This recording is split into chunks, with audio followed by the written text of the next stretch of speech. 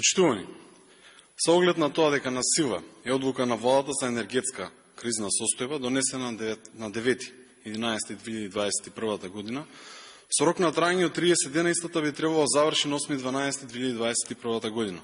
Имено повеќе од јасно е дека енергетската криза ќе трае подолго од 30 дена и дека ќе треба согласно закон да биде продолжен.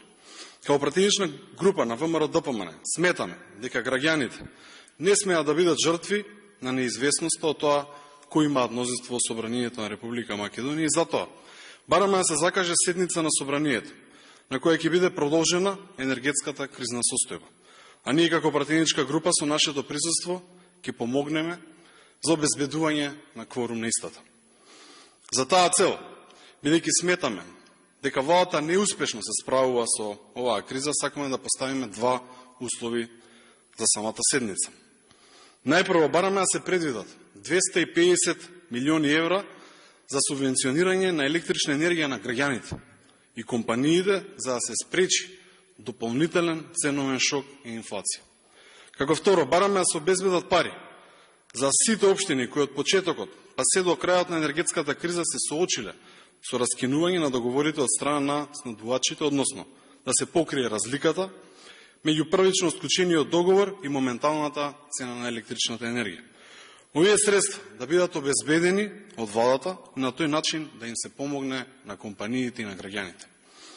Сметаме дека ситуацијата е крајно сериозна и не смееме да дозволиме оваа енергетска криза дополнително да го загрозува стандарот на граѓаните, кој онака е лош, со оглед на тоа дека веќе 2 години сме соочени и со здравствена криза, која дополнително го влошува животот на граѓаните.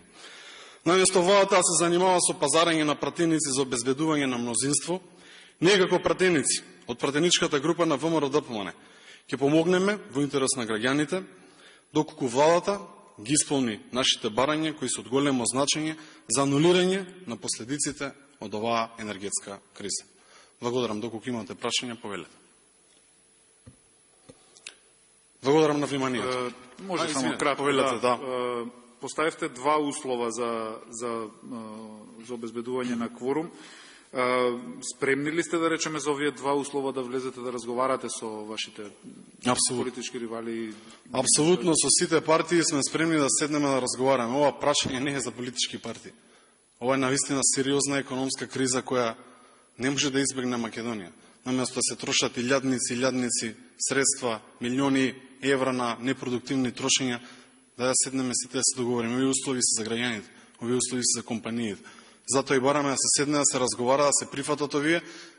Се разбира дека оваа влада, ова парламентарно мнозинство нема кворум се уште, не знаеме дали ќе има, но ние сме спремни да седнеме за нова седница, направиме кворум за со овие барања да бидат прифатени и така енергетската криза да продолжи, но сепак да има услов како да им се помогне на граѓаните.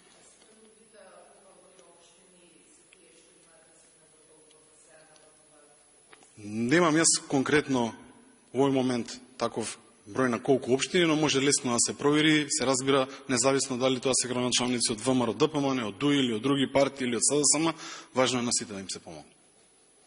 Благодарам многу.